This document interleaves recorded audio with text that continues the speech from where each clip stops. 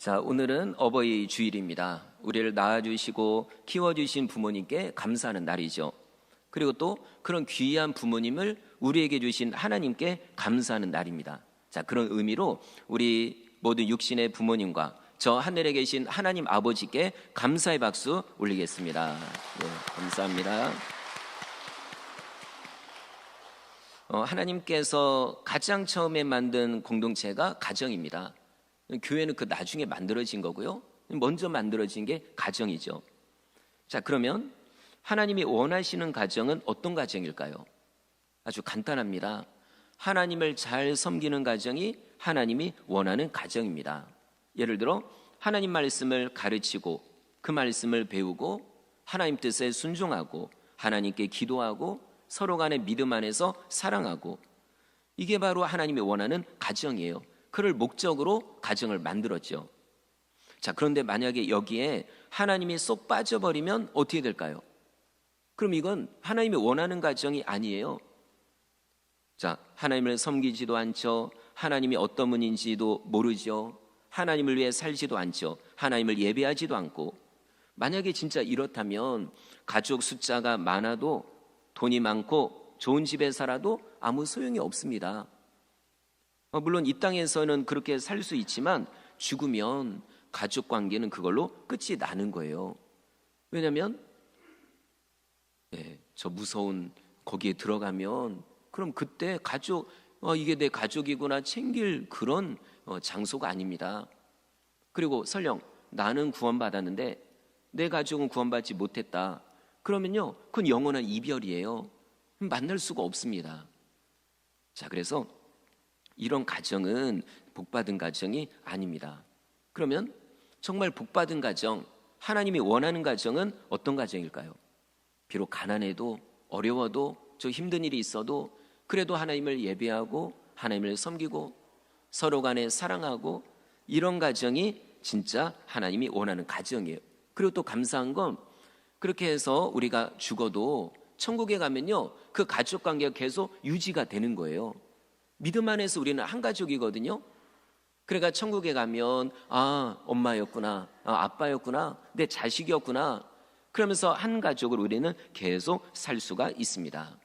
그래서 오늘 이 어버이 주를 맞이하여 우리 성도님, 혹시 예수님 안 믿는 가족이 있으면 이번에 꼭 전도하십시오.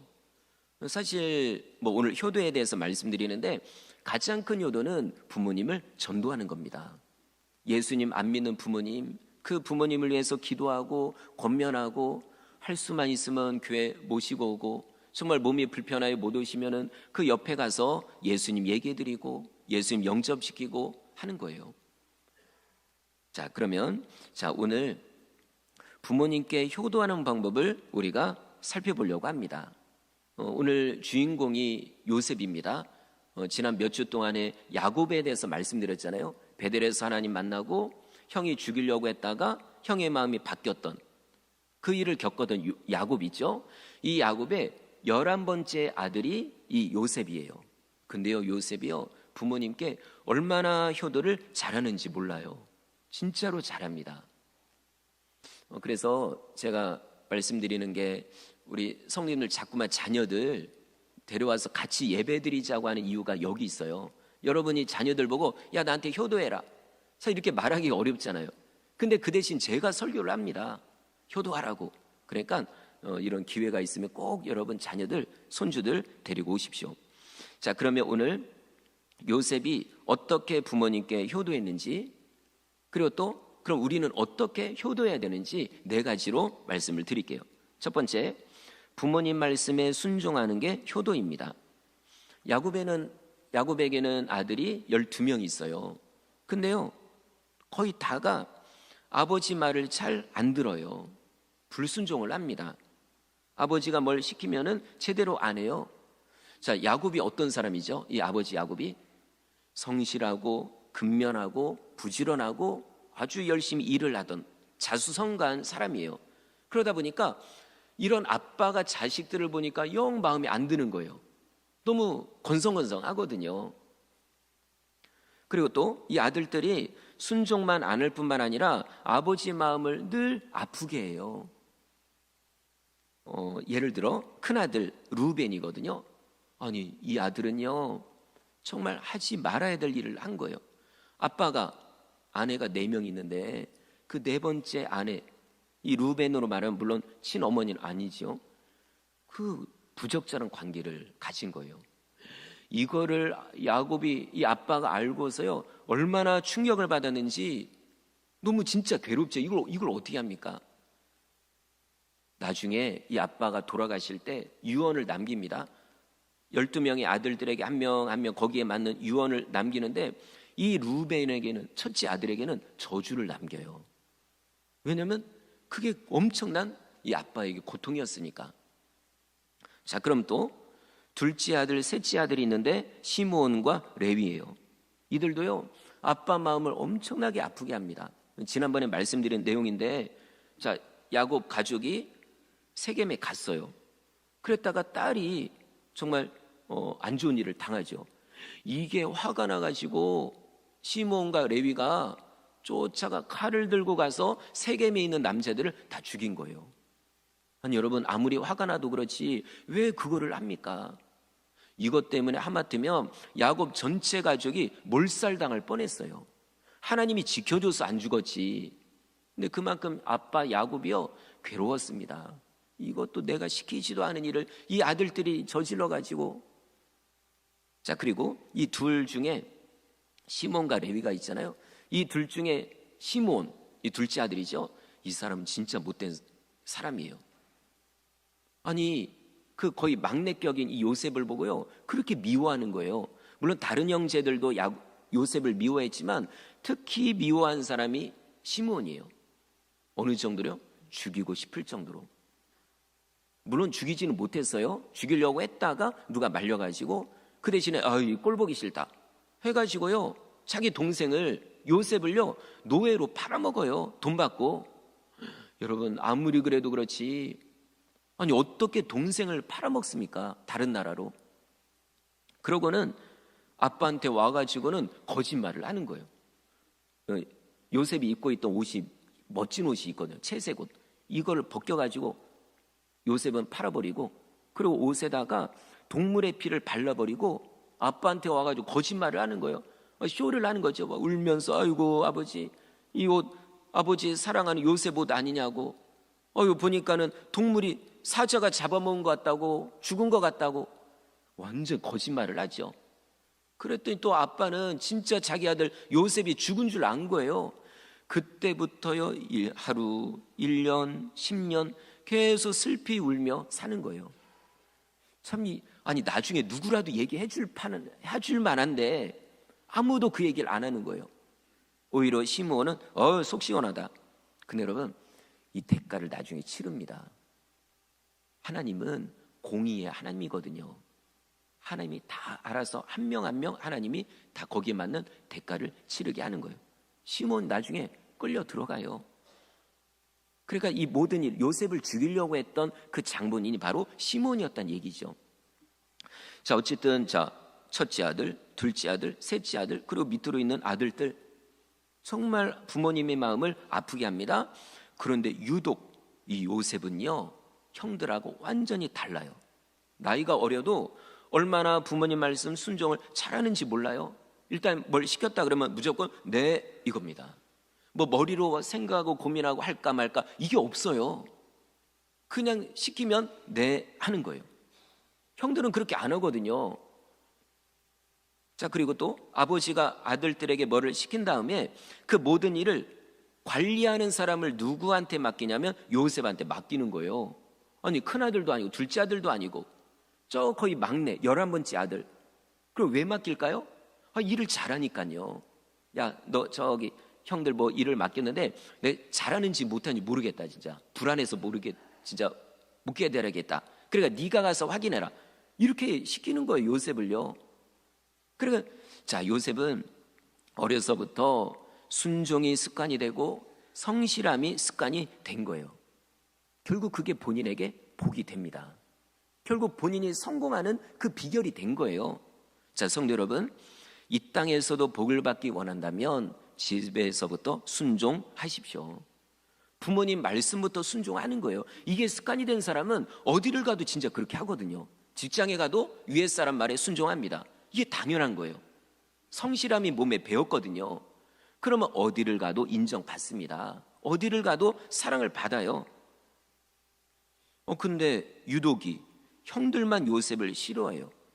죽이고 싶을 정도로. 그럼 한번 생각해 보십시오. 물론 아빠가 이 요셉이 태어날 때부터 사랑해 준 건 맞아요. 예? 요셉이 뭘 잘하고 못하고를 떠나서 태어날 때부터 사랑했어요. 이거는 그래요. 자, 근데 만약에 요셉이 커가지고 맨날 아빠 말 안 듣고 불순종하고 속색이고 이러면 그러면 아빠가 좋아할까요? 아닙니다. 그러니까 요셉이 태어날 때부터 사랑받은 것도 맞지만 사랑받을 행동을 했다는 이야기예요. 그러니까 형들이 동생 미워할 게 아니라 야, 요셉은 왜 이렇게 사랑받을까? 그거를 생각하고 자기들도 그렇게 하면 되잖아요. 그죠?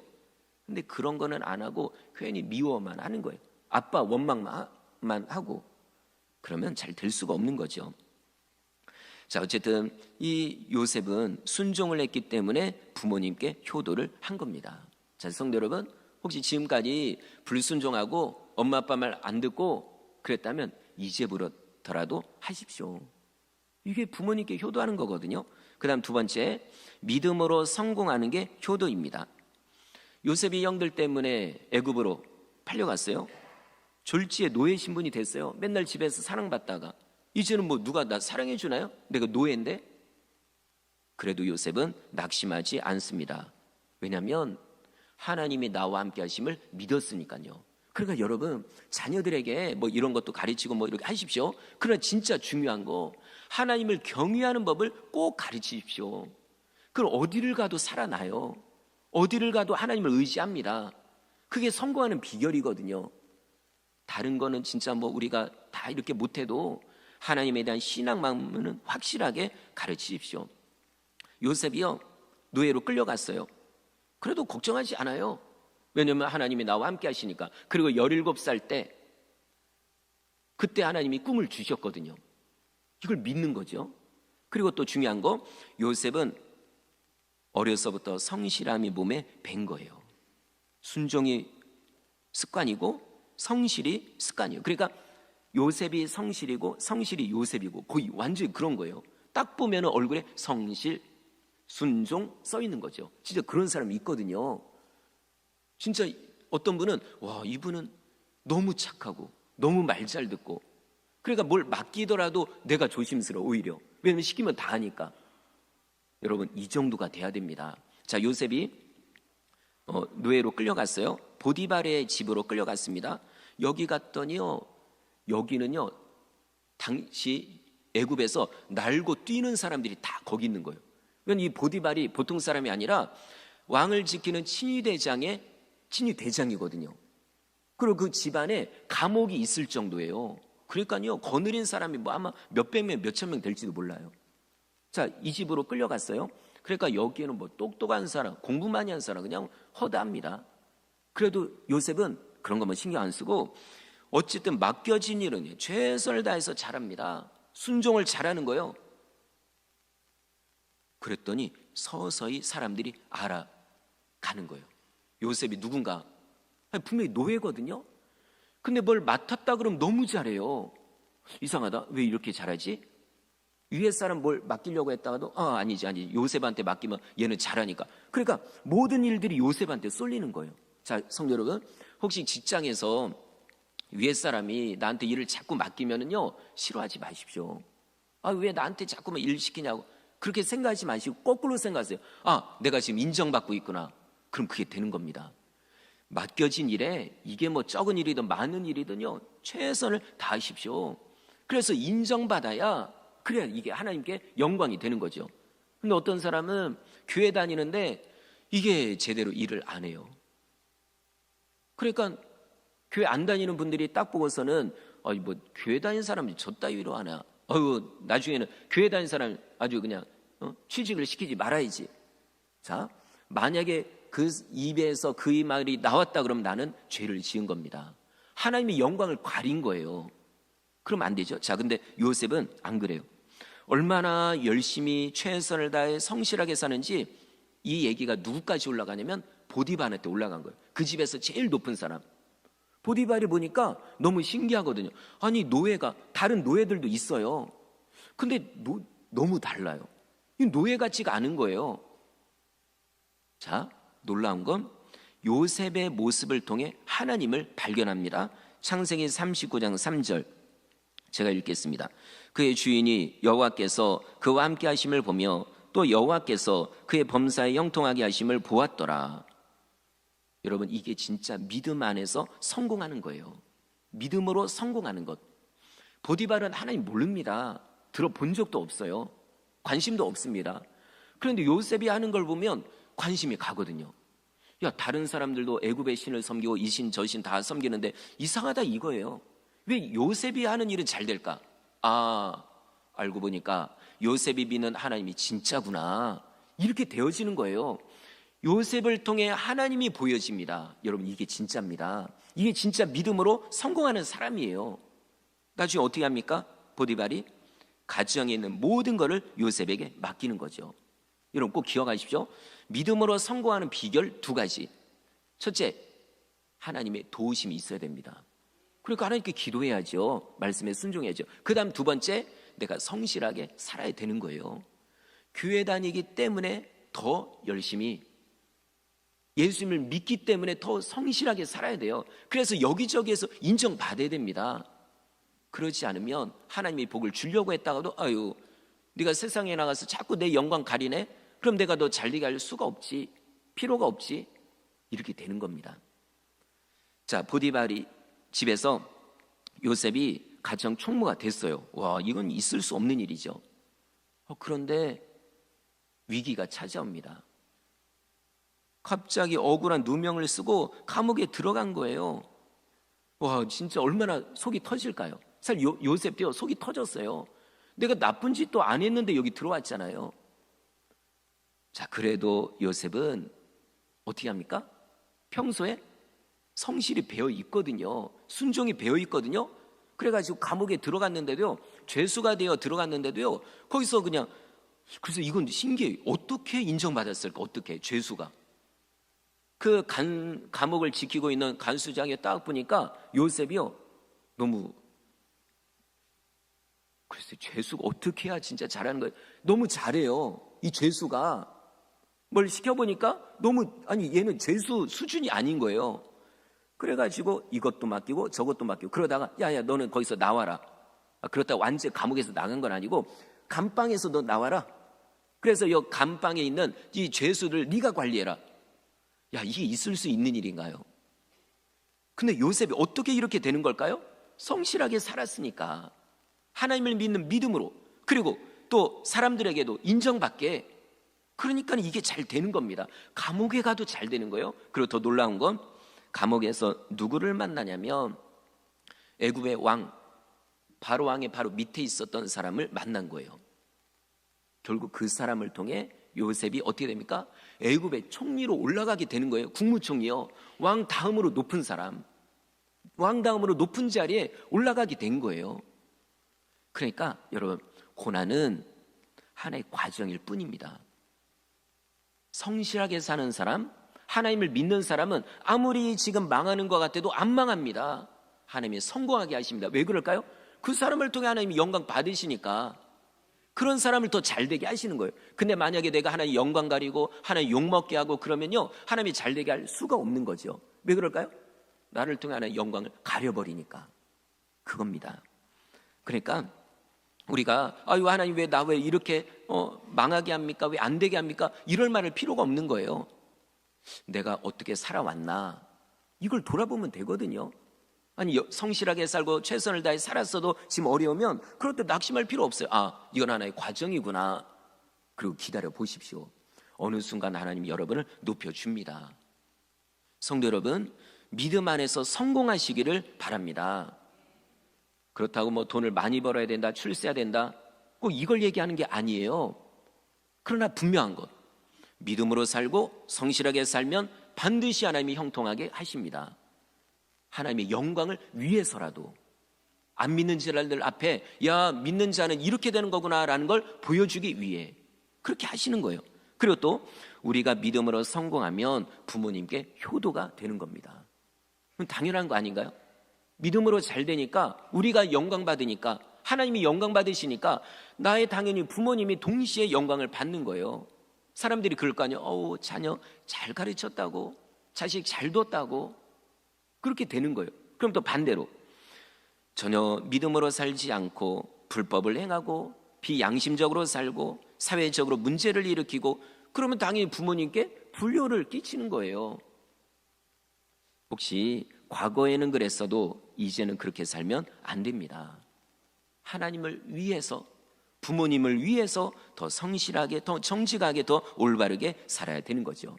그리고 또 우리가 믿음으로 살면 간증거리가 끊임없이 생깁니다. 이게 당연한 거예요. 믿음으로 살면 간증거리가 생겨요. 자, 그러면 이거를 부모님께 말씀드리는 것도 효도하는 거예요. 예를 들어 부모님이 예수님을 믿는 분이에요. 그럼 우리 간증을 들으면 참 기특하다. 내 자식이 이렇게 믿음으로 살면서 복을 받았구나. 그러면서요, 그게 기쁜 거예요. 효도가 되는 거죠. 그리고 또 부모님, 예수님을 안 믿는 부모님이 우리 간증을 들으면 야, 역시 네가 믿는 하나님이 진짜라고. 나도 너 따라서 교회 가겠다고. 이것도 효도하는 거예요. 천하보다 귀한 영혼을, 그것도 나의 부모님을 전도하는 거니까 이게 얼마나 큰 효도입니까? 그거예요.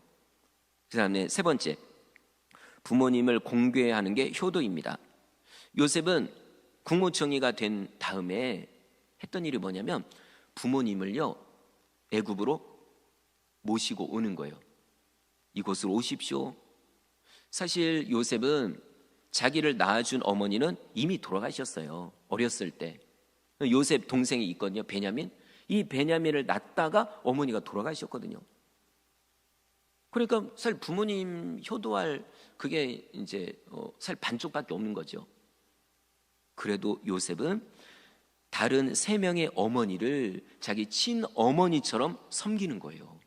여러분, 이것도 중요합니다.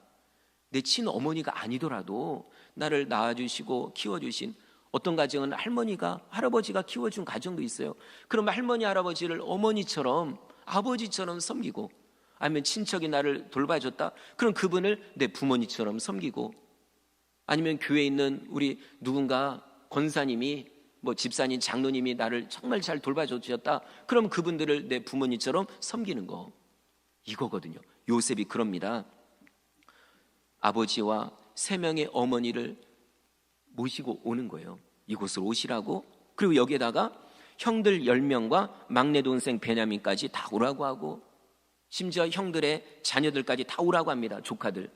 자, 이게 인원이요, 몇 명이 되냐면 다 합쳐보니까 70명이 넘어요. 와, 이런 이거 대가족 중에서도 대가족이죠. 자, 그러면 사실 우리가 볼 때 굳이 이렇게 안 해도 되거든요.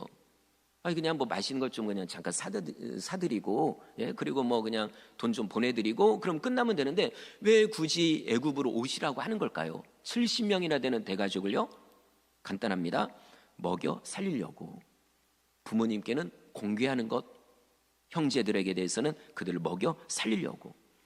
지금 아버지가 계신 가나안 땅은 극심한 가뭄이 들었어요.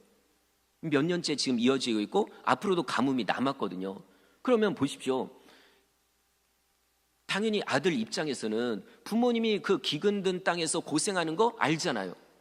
그냥 둬야 될까요? 아니죠. 지금 요셉이 있는 애굽 땅은 곡식이 풍성합니다. 넘쳐납니다. 그러니까 부모님을 그냥 둘 수 없는 거예요. 꼭 여기로 오시라고. 앞으로 몇 년 기근이 남았습니다. 그러니까 여기 오셔서 제가 정말 다 먹여 살릴 테니까는 꼭 이리로 오십시오 하는 거예요. 그리고 또 요셉이 부모님을 위해서, 그러니까 부모님이 타고 올 수 있는 특별한 마차를 준비합니다.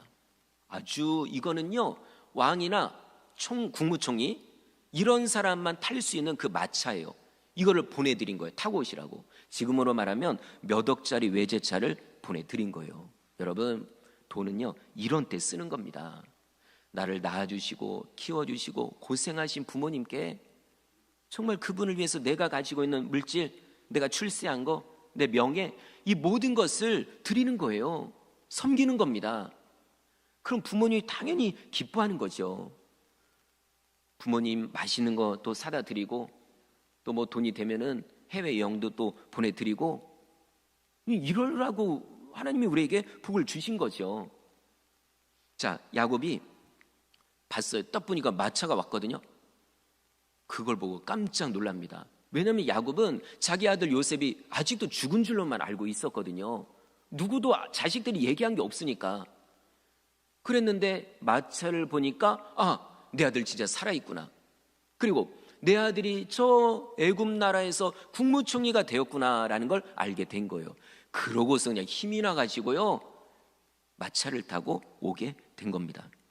자, 야곱이 이제 또 가족들이 애굽으로 오니까 요셉이요, 기다렸다는 듯이 그냥 정말 일단은 눈물로 그냥 아버님을 맞이하고, 그리고요 자기가 가지고 있는 이 모든 권력과 물질을 가지고 부모님을, 가족들을 다 공개하는 거예요. 섬기는 겁니다. 여기에다가 형들까지 먹을 거 다 챙겨드리고, 형들의 자녀들 조카까지 70여 명을 다 챙겨주고, 심지어는요 형들이 일할 수 있는 직장까지 알아주는 거예요. 예, 그것도 다른 직장이 아니라 왕의 가축을 관리하는 그 일을 형들에게 맡긴 거예요. 와, 정말 놀랍죠? 우리도 이거를 본받아야 됩니다. 부모님을 공개하는 거 중요합니다. 부모님 드시는 거, 그 다음에 어떤 뭐 몸의 건강이나 뭐 이런 부분들을 우리가 챙기고 섬기고, 하나님께서도 말씀하시죠. 네 부모를 공경하라. 이게요 그냥 단순히 마음으로 우리 부모님 아주 귀한 분이지, 이 마음만을 말하는 게 아니에요. 직접 행동까지 포함하거든요. 이런 사람이 진짜 하나님이 원하는 사람이죠. 그리고 또 이런 사람이 복을 받아요. 아까 우리가 교동문을 읽었잖아요. 거기 나오죠. 네 부모를 공경하라.